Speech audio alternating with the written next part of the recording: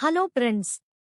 இன்னைக்கு நம்ம சேனல்ல பார்க்க போறது ஒரு வெறித்தனமான அனல் பறக்கிற மெகா காதல் காவியம்.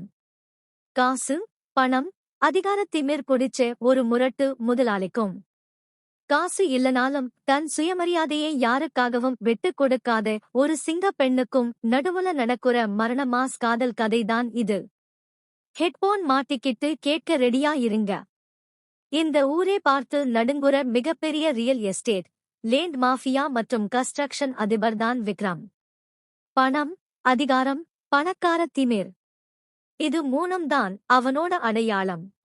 அவனோட பெரிய பங்களாவுல புதுசா வேலைக்கு சேர்றா பவித்ரா. அவ ஏழைதான், ஆனா தன் படிப்புக்கும் அறிவுக்கும் ஏத்த சுயமரியாதையையும் கம்பீரத்தையும் என்னைக்குமே யாருக்காகவும் விட்டுக் கொடுக்காத ஒரு சிங்கப்பெண். ஒரு நாள் நள்ளிரவு விக்ரம் நல்லா குடிச்சிட்டு வந்து பவித்ராவை ரொம்ப கேவலமா பேசி அதிகார திமிர்ல தீ போட்டு அவளோட தோளையோ சட்டையையோ பிடிச்சு இழுக்குறான். பவித்ரா சும்மா இருக்கல. அவளோட சுயமரியாதை பொங்கி எழும்புது. விக்ரமோட சட்டையை திருப்பி பிடிச்சு அவனோட கண்ணை நேரா பார்த்து, இனிமேல் எப்போதாவது நீ தீ போட்டு பேசினா உன் பல்லை உடைச்சிடுவேன் மரண மாசா மிரட்டிட்டு அடுத்த நாள் காலையிலேயே அந்த பங்களா வேலையை விட்டு நின்னுடுறா. விக்ரமுக்கு தூக்கம் வரல. ஒரு வேலைக்காரி என் சட்டையை பிடிச்சு மிரட்டிட்டு போயிட்டாளா வெறியில அவளை பழிவாங்க துடிக்கிறான். அவளோட கௌரவத்தை உடைக்க அவனோட ஆபீஸ்லயே மாசம் 1,00,000 சம்பளத்துல ஹெட் ஆப் மேனேஜ்மெண்ட் பதவியை கொடுத்து அப்பாயின்ட்மெண்ட் ஆர்டரை நீட்டுறான். ஆனா நீ எல்லார் முன்னாடியும் என்கிட்ட மன்னிப்பு கேட்கணும்னு சொல்றான். பவித்ரா அந்த ஆர்டரை கிழிச்சு அவனோட கார் கண்ணாடியிலேயே வீசிட்டு தன் சொந்த அறிவால உழைப்பால ஒரு சின்ன ஆபீஸை, டிஜிட்டல் கம்ப்யூட்டர் சென்டர் ஆரம்பிச்சு கம்பீரமா வாழத் தொடங்குறா. விக்ரமின் ஈகோ இன்னும் பயங்கரமா அடிபடுது. விக்ரம் தன் ஈகோவினால் கண்கள் குருடாக்கி சொன்னபடியே அடுத்த நாள் காலையிலேயே பவித்ரா சொந்தமாக நடத்தி வரும் அந்த சின்ன ஆபீஸை இடிப்பதற்காக ஒரு பிரமாண்டமான மஞ்சள் நிற புல்டோசர் அந்த இடத்துக்கு வரவழைக்கிறான். விக்ரம் அவரது சொகுசு காரின் மீது சாய்ந்து கருப்பு கண்ணாடி அணிந்து திமிராக சிகரெட் பிடித்துக் கொண்டு நிற்கிறான். ஆனால் பவித்ரா துளிகூட பயப்படாமல் அந்த ஆபீஸ் வாசலை விட்டு நகராமல் பிரம்மாண்டமான புல்டோசரின் இரும்பு பல்லுக்கு நேர் எதிரே குறுக்கே நிற்கிறாள். விக்ரம் கார் மீது இருந்து இறங்கி அவளிடம் வேகமாக வந்து, என் காலுல விழுந்து மன்னிப்பு கேளு, புல்டோசரை திரும்ப எடுக்க வைக்கிறேன். உன் கௌரவம் பெருசா, உன் சொந்த ஆபீஸ் பெருசா என்று கத்துகிறான்.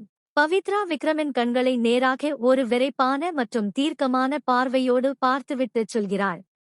விக்ரம், இந்த இரும்பு வண்டியே வச்சு என் ஆபீஸ் சுவரை வேணா உன்னால இடிக்க முடியும். ஆனா என் சொந்த அறிவால உருவான பவித்ராவோட சுயமரியாதையே உன்னோட எந்த புல்டோசராலும் 1 இன்ச் கூட இடிக்க முடியாது. காசு இருக்குன்ற திமிர்ல நீ வண்டியே ஏத்தச் சொல்றியா? ஏத்தச் சொல்லு. உனக்கு முன்னாடி மண்டியிடுறதை விட என் கௌரவத்துக்காக இந்த மண்ணுல சாகுறது எனக்கு பெருமைடா. விக்ரம் முதல் முறையாக ஒரு பெண்ணின் கம்பீரத்திற்கு முன்னால் அத்தனை அதிகாரங்கள் இருந்தும் என்ன செய்வதென்று தெரியாமல் திகைத்து ஆனமாக உறைந்து போய் நிற்கிறான். இதற்குப் பிறகு அன்னைக்கு நள்ளிரவு பயங்கரமான மழை பெய்யுது.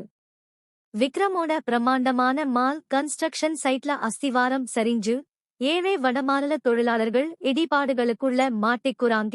விக்ரமோட ஆட்கள் போலீசுக்கு பயந்து ஓட அந்த நள்ளிரவு மழையில தன் ஆபீஸை இடிக்க நினைச்ச விக்ரமை பழிவாங்க நினைக்காம முதலாளா ஓடி வந்து தன் கைகளாலேயே இடிபாடுகளை தோண்டி உயிரை காப்பாத்துறது பவித்ராதான்.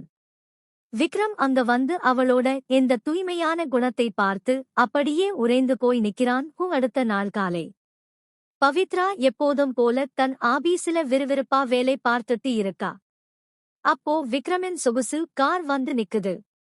கோட் சூட்னு அதே பணக்கார கெத்தோட கார்ல இருந்து இறங்கி வர்றான் விக்ரம். ஆனா அவனோட கண்ணுல அன்னைக்கு இருந்த அந்த திமிரோ அதிகார வெறியோ இல்ல.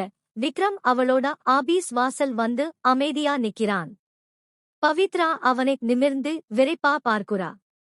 விக்ரம் அவளோட கண்ணை நேரா பார்த்து பேசுறான். பவித்ரா, அன்னைக்கு என் பங்களாவுல வச்சு தீ போட்டு உன் சட்டையை பிடிச்சப்போ நான் பெரிய முதலாளின்ற திமிர்ல இருந்தேன். ஆனா நேத்து ராத்திரி மழைல என் கௌரவத்தை விட அந்த ஏழைங்களோட உயிர் பெருசுன்னு நீ ஓடி வந்து நின்ன பாரு.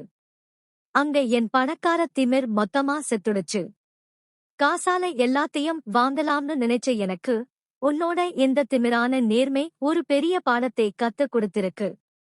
என்னை மன்னிச்சிடு பவித்ரா, ஐ ஆம் ரியலி சாரி. விக்ரம் வாயில இருந்து இந்த சாரி என்ற வார்த்தை வந்ததும் பவித்ராவுக்குள் ஒரு நிமிடம் எல்லாமே ஸ்தம்பித்தது போல் ஆகுது. இந்த ஊரே பார்த்து நடுங்குற விக்ரம் தன் ஆபீஸ் முன்னாடி வந்து தன் தவற்றை ஒப்புக்கொண்டு மன்னிப்பு கேட்பதை அவளால நம்பவே முடியல. அவனோட இந்த மாற்றத்தை பார்த்து அப்படியே ஆச்சரியத்துல உறைந்து போய் அவனை பார்க்கிறாள். விக்ரம் அந்த நிலத்தோட பத்திரத்தை அவகிட்ட கொடுத்துட்டு, உன் மனசு மாறுற வரைக்கும் நான் காத்துட்டு இருக்கேன்னு சொல்லிட்டு தன் கார் நோக்கி நடக்கிறான். சில நாட்களுக்குப் பிறகு ஒரு நாள் மாலை அந்த ஊரே பார்க்காத அளவுக்கு ஒரு பயங்கரமான மேகவெடிப்பு ஏற்பட்டு பேய் மழை பெய்யத் தொடங்குது. பவித்ராவின் ஆபீஸ் ஒரு தாழ்வான பகுதியில் இருப்பதால் சுற்றியிருக்கும் மழை தண்ணீர் அனைத்தும் அலை அலையாக அவளது ஆபீஸிற்குள் புகுந்து விடுகிறது. ஆபீஸ் முழுக்க முழங்கால் அளவுக்கு மேல் தண்ணீர் ஏறிக்கொண்டே போகிறது. அப்போது பவித்ராவுக்கு துணையாகவும் அவளை பார்க்கவும் விக்ரம் அவளது ஆபீஸிற்குள் ஓடி வருகிறான். இருவரும் சேர்ந்து அங்கிருக்கும் கம்ப்யூட்டர்கள், முக்கிய ஆவணங்களை உயரமான மேஜை மீது எடுத்து வைக்கப் போராடுகிறார்கள். ஆனால் தண்ணீர் இடுப்பளவுக்கு மேல் மிக வேகமாக உயர்கிறது. திடீரென ஆபீஸின் பிரதான மின்சாரப் பெட்டியில் மெயின் இபி பாக்ஸ் மழை தண்ணீர் பட்டு பயங்கரமான தீப்பொறியுடன் ஷார்ட் சர்க்கியூட் ஏற்படுகிறது. ஆபீஸ் முழுக்க தண்ணீர் இருப்பதால் அந்த தண்ணீரில் மின்சாரம் பாயத் தொடங்குகிறது. விக்ரம் ஒரு கம்ப்யூட்டரை தூக்கப் போகும்போது அந்த இரும்பு மேஜையின் வழியாக அவனுக்கு பயங்கரமான மின்சார அதிர்ச்சி அடித்து தண்ணீருக்குள் சுருண்டு விழுகிறான். மின்சார அதிர்ச்சியால் அவனால் எழ முடியாமல் அந்த வெள்ள தண்ணீருக்குள் மூழ்கத் தொடங்குகிறான். பவித்ரா இதை பார்த்து ஒரு நொடி கூட யோசிக்கவில்லை. தன் உயிருக்கு ஆபத்து என்று தெரிந்தும் அங்கிருந்த ஒரு மர நாற்காலியால் மின்சார பெட்டியை ஓங்கி அடித்து மெயின் சுவிட்சை ஆஃப் செய்கிறாள். அடுத்த நொடி தண்ணீரில் குதித்து மூழ்கிக் கொண்டிருந்த விக்ரமின் சட்டையை பிடித்து அவனது தலையை தண்ணீருக்கு மேல் தூக்கி கரையேற்றுகிறாள். விக்ரமை ஆபீஸின் உயரமான மேஜை மீது படுக்க வைத்து அவனது நெஞ்சை அழுத்தி சிபிஆர் கொடுத்து அவனது வாயில் இருந்த தண்ணீரை வெளியே எடுக்கிறாள். விக்ரம் இருமிக்கொண்டே மெல்ல கண்களை திறக்கிறான். தன் உயிரை காப்பாற்றிவிட்டு பயத்திலும் பதற்றத்திலும் அழுது கொண்டிருக்கும் பவித்ராவை ஆச்சரியமாக பார்க்கிறான். விக்ரம் மெல்ல எழுந்து அமர்ந்து நரைந்த தன் தலையை உலுக்கிக் கொண்டே பவித்ராவின் கண்களை நேராக பார்க்கிறான். இப்போ அவனோட கண்ணுல அந்த பணக்கார திமிர் இல்ல, தன் உயிரையே கொடுத்த பவித்ரா மீதான தீராத காதல் மட்டும்தான் இருக்கு. விக்ரம் அவளது முகத்தை ஆழமாக பார்த்து தன் காதலை முதன்முறையாக ப்ரோபோஸ் செய்தான். என் கன்ஸ்ட்ரக்ஷன் சைட்ல என் தொழிலாளர்களை காப்பாத்துனப்போவே உன் குணம் எனக்கு புரிஞ்சது பவித்ரா. ஆனா இன்னைக்கு உன்னை அழிக்க நினைச்ச இந்த விக்ரமோட உயிரையே உன் உயிரை பணயம் வச்சு காப்பாத்தியிருக்க பாரு. அங்க என் முரட்டு மனசு மொத்தமா உன்கிட்ட சரணடைஞ்சிடுச்சு. உன்னை அடையணும்ன்ற பிடிவாதம் இல்லை இது பவித்ரா. உன் காதலுக்கு முன்னாடி மண்டியிடுற விக்ரமோட சரணாகதி. எனக்கு உன்னை ரொம்ப பிடிச்சிருக்கு. என் வாழ்க்கையோட மகாராணியா என் கூட வருவியா? விக்ரம் இப்படி மழையில நனைஞ்சுகிட்டே தன் காதலை இவ்வளவு கம்பீரமாவும் உண்மையாகவும் ப்ரோபோஸ் செய்வான் என்று பவித்ரா எதிர்பாரவே இல்லை. அவளோட முகத்துல ஒரு அழகான புன்னகை மலருது. அவளும் அதே கம்பீரத்தோட அவனோட கைகளை பிடிச்சுச் சொல்றா. விக்ரம், அன்னைக்கு உன் சட்டையை பிடிச்சப்போ எனக்கு உன் மேல கோபம் மட்டும்தான் இருந்தது. ஆனா இன்னைக்கு நீ எனக்காக உன் ஈகோவை விட்டுட்டு நிக்கிற பாரு. இப்போ உன்னை எனக்கு நிஜமாவே பிடிச்சிருக்கு. உன்னோட இந்த திமிரான காதலை நான் ஏத்துக்கிறேன். இனிமேல் நாம 2 பேரும் சேர்ந்து வாழலாம். ஆனா ஒரு கண்டிஷன், கல்யாணத்துக்கு அப்புறமும் எப்போதாவது நீ டீ போட்டு பேசினா பல்லை உடைச்சிடுவேன். அவ தன் மாஸ் டயலாக்கை சொல்லிச் சிரிச்சதும் விக்ரமின் முகம் முழுக்க ஒரு பேரானந்த புன்னகை படருது. அவளை தன் பக்கம் இன்னும் நெருக்கமா இழுத்து அவளோட கண்ணே ஆழமா பார்த்து காதலும் குறும்புத்தனமும் நிறைந்த குரல்ல சொல்றான். நீ என் நெஞ்சுக்கு மேலே ஏறி உட்கார்ந்து என் மொத்த உசுரையும் ஆட்டி படைக்கிற. உன்கிட்ட தோத்து போற ஒவ்வொரு நொடியும் எனக்கு அவ்வளவு சுகமா இருக்குடி. அன்னைக்கு உன்னை அடக்கணும்னு தீ போட்டு பேசினேன் பவித்ரா. ஆனா இன்னைக்கு என் மொத்த வாழ்க்கையையும் உன்கிட்ட தோத்துட்டு என் முரட்டு மனசோட அத்தனை காதலையும் சேர்த்து வச்சு சொல்றேன். லவ் யூ டி பவித்ரா. விக்ரம் இவ்வளவு உரிமையோடும் காதலோடும் லவ் யூ டி என்று சொன்ன அந்த வார்த்தை பவித்ராவின் இதயத்தை தொடுது. அடுத்த நொடி அந்த ஆபீஸ் மழை தண்ணீருக்கு நடுவே பவித்ரா மொத்த காதலோடும் ஓடி வந்து விக்ரமண்ணனை இறுக்கமாக கட்டியணைத்துக் கொள்கிறாள். எமோஷனல் ஹக். விக்ரமும் அவளை தன் நெஞ்சோடு சேர்த்து அணைத்துக் கொள்கிறான். சுற்றிலும் மழை கொட்டிக் கொண்டிருக்க விக்ரம் மெல்ல குனிந்து பவித்ராவின் நெற்றியில தன் அத்தனை காதலையும் நெகிழ்ச்சியையும் கடத்தும் விதமாக ஒரு ஆழமான முத்தத்தை பதிக்கிறான். Forehead kiss. பவித்ரா வெட்கத்தோட அவனோட தோள்கள சாய்ந்து கொள்கிறாள். சில நாட்களுக்குப் பிறகு இரு வீட்டார் சம்மதத்துடன் பவித்ரா விக்ரம் திருமணம் விமரிசையா நடக்குது. பவித்ரா அதே கம்பீரத்தோட விக்ரமின் பெரிய பங்களாவுக்குள் மருமகளா அடியெடுத்து வைக்கிறாள். திருமணம் முடிந்து சில நாட்கள் ஆகிறது.